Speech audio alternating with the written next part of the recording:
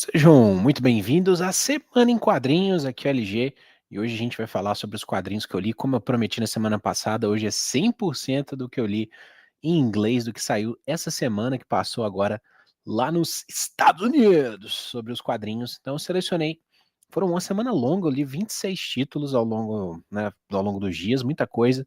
Então eu selecionei 9 para a gente falar aqui, talvez dos mais icônicos, também que vai interessar mais vocês. Então, bora lá. Primeiro de todos é X-Men número 22. Essa é a mesma mensal que tá saindo aqui no Brasil, que já saiu o volume 1 e 2 aqui. O que acontece nesse volume 22? Você tem meio que uma mini conclusão do que estava acontecendo, né, no arco que vem acontecendo dos mutantes, e você começa, o finalzinho dele vai começar o pontapé inicial para ela da Revelação, que é um novo evento, vamos dizer assim, uma releitura do Era do Apocalipse, né? Agora com o filho do Apocalipse, o Revelação. Não tô muito animado pra esse Age of Revelation, não vou mentir pra vocês, não. Eu achei essa fase como um todo, nesses 22 volumes, dá uma coisa assim, um pouquinho mais de 1 ano e meio, bem xoxa, assim, muita coisa que eles parece que não sabiam o que estavam querendo fazer, acabou que não se desenvolveu muita coisa. Muita coisa do começo, né, que é a questão dos mutantes, das pessoas adultas se tornarem mutantes, terem os poderes aflorando, esse tipo de coisa, né, que foi interessante no começo, meio que desaparece ao longo dessa saga. Ela é uma revista um pouco mais de ação, enquanto o Uncanny X-Men é mais voltado para um desenvolvimento pessoal, mas de qualquer forma foi nem assim, nem fede nem cheira, né, um grande 6, né, pra você passar de ano sem grandes problemas. Bora lá. Agora falar de coisa boa, Absolute Wonder Woman. Esse é o volume 12, né, completando o primeiro ano de publicação da Wonder Woman. Absolute, muito legal, esse talvez um dos meus títulos favoritos, junto ali do Absolute Batman. E o final é bem surpreendente, né? Essa aventura que se passa dentro de um labirinto, então eu gosto muito do Absolute Wonder Woman porque tem essa pegada mitologia, né? Então fala muito dos deuses gregos, bem pé no chão, não é pé no chão, é bem pé dentro da mitologia mesmo. E esse volume acaba com uma aparição sensacional que vai ser a Zatanna, né? A Zatanna aparece talvez como uma possível vilã, uma arma sendo utilizada pelos vilões que estão sendo construídos ao longo dessa fase. Sensacional. Então, Absolute Wonder Woman deve estar chegando aí o volume 1 aqui no Brasil. E demorar um pouquinho, mas a gente alcança. E quando chegar nesses últimos volumes, né, que foi um evento relativamente longo dela nesse labirinto, é muito legal. Passando aqui para Superman. Esse é o número 30 dessa fase do Joshua Williamson.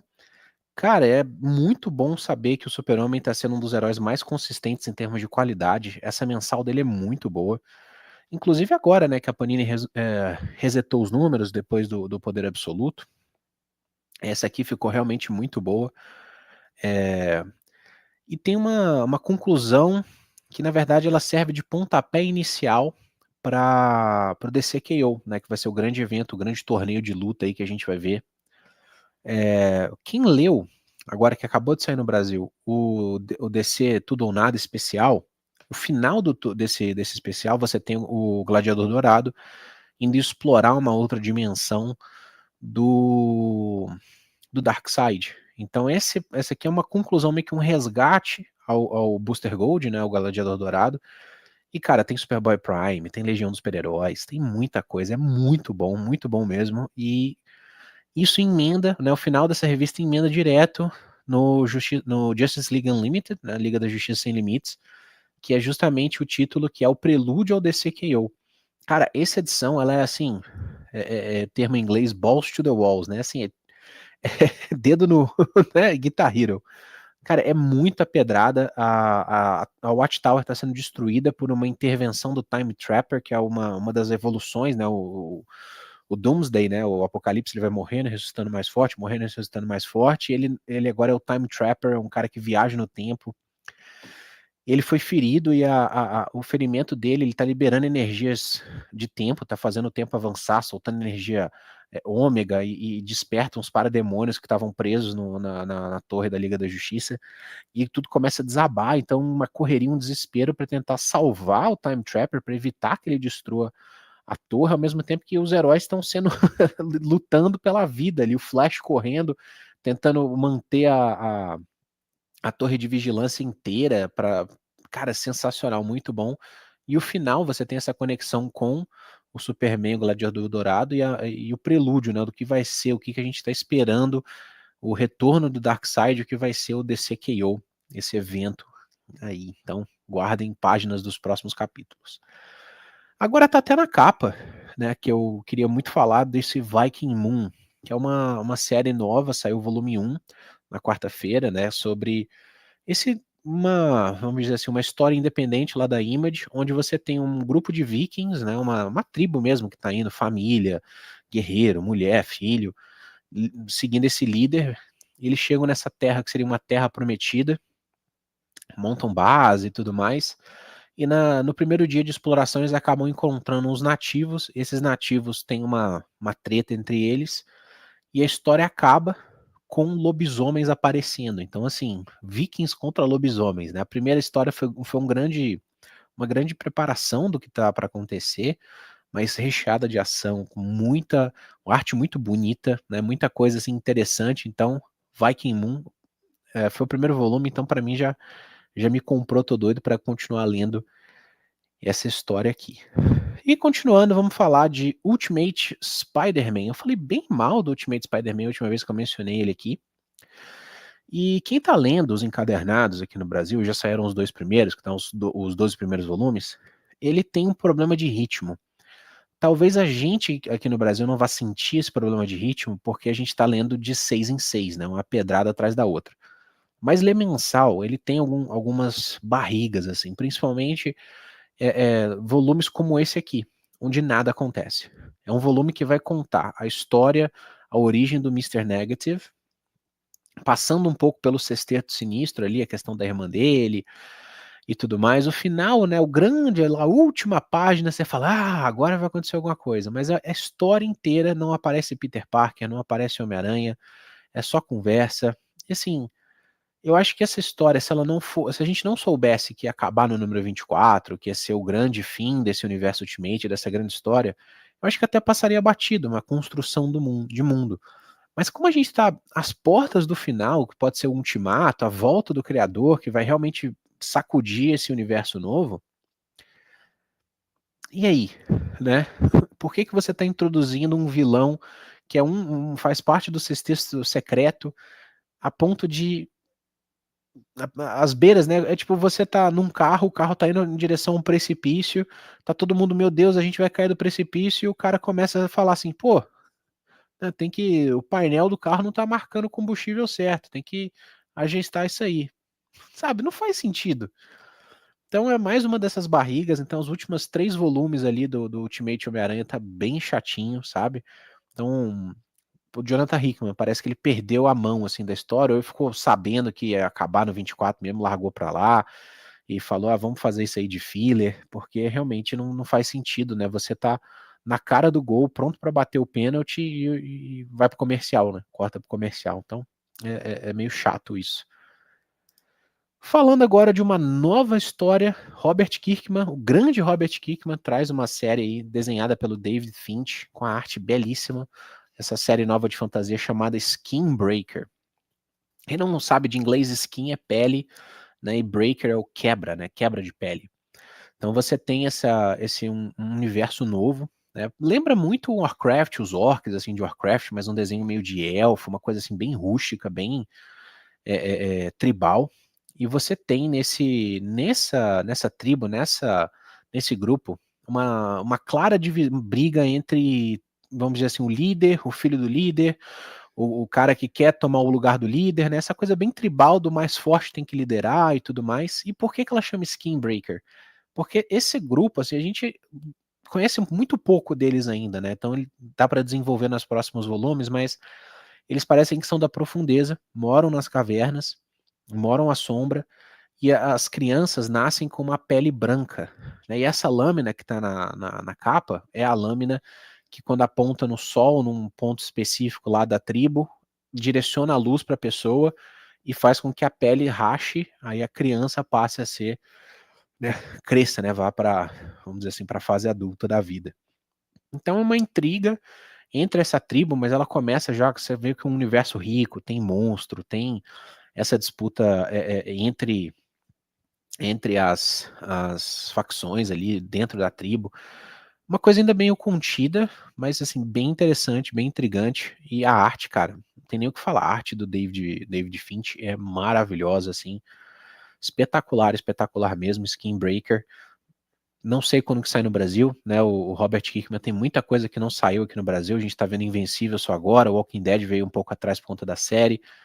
Tem Firepower, que acho que é de 2020, 22, que também não veio para cá. Então a gente não sabe, não tem notícia de quando isso sai, mas eu vou atualizando vocês e contando um pouco mais sobre essa história aqui. Se vocês gostaram de Skin Breaker, quer que eu fale um pouquinho mais, descreva um pouco mais da história, conte exatamente o que está acontecendo, deixem aí nos comentários que eu faço o vídeo para vocês. E aquela máxima, né? Nada tá ruim que não possa piorar. A gente chega aqui no Demolidor número 25, o último volume dessa era do Saladin Ahmed. E, cara, essa aqui foi patética, assim, foi um final de fase horroroso, assim, um cheiro de, sabe, fim de festa, aquele cheiro de cerveja no chão, sabe, copo quebrado, tá horroroso, assim, tá muito, muito ruim, muito, muito feio. E eu que comecei empolgado um pouco com essa série, né, ao contrário do que muita gente fala, eu adoro o final da fase do Zdarsky, a questão do match pro tudo ou nada, largar tudo, ir pro inferno. Eu acho que, assim, trouxeram ele de volta muito rápido, acho que poderia ter tido um hiato ali, pelo menos de alguns meses, né? Não na mesma edição, você lê numa página ali, você sacrificando no inferno, na seguinte ele tá de volta, mas enfim. E essa história, cara, eu falei pra vocês, ele volta com o uniforme negro pra mostrar que porque o uniforme vermelho tava lavando, sabe? Um negócio muito zoado. E o texto, o diálogo dessa última edição é muito ruim, sabe? É tipo o Demolidor pulando de um prédio para outro. Eu preciso encontrar o rei do crime. Ele agora se tornou um vilão por minha causa. Porque tem a questão dele, né? Até que saiu aqui no Brasil o volume 2, mas ninguém tá lendo. Não leiam, não perca seu tempo com esse Demolidor, não.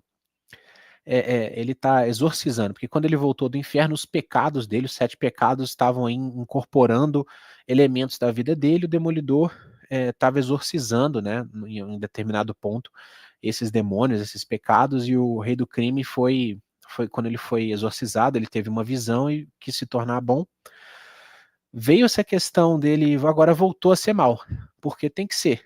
Então, o final dessa história, basicamente, o Demolidor e a Elektra vão atrás do Rei do Crime, tem uma briga, tem uma luta, tapa pra cá, soco pra cá. No final, o Rei do Crime foge e o Demolidor e a Elektra acordam, porque eles são nocauteados, eles acordam e falam: Meu Deus, o Rei do Crime fugiu, agora a gente precisa ir atrás dele.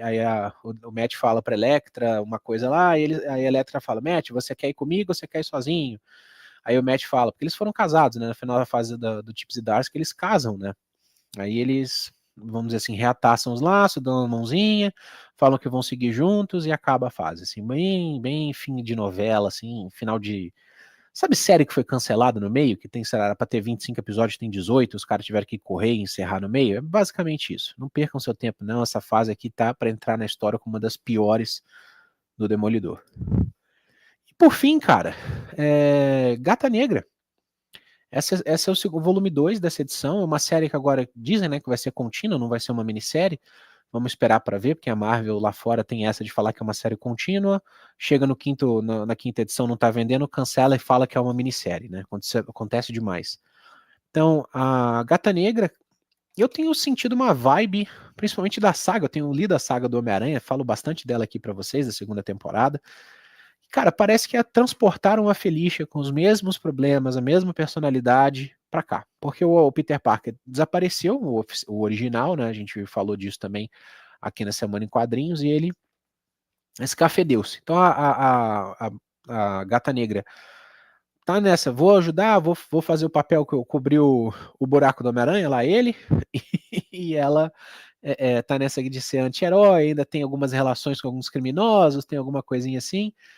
E o grande vilão que foi levantado nessa última fase, né, do Zeb Wells, é o Tombstone, é o Lápide, e o Lápide meio que tá de olho para saber se ele pode ou não confiar na Gata Negra, se ela é uma heroína ou se ela é uma vilã. Então, é interessante? É.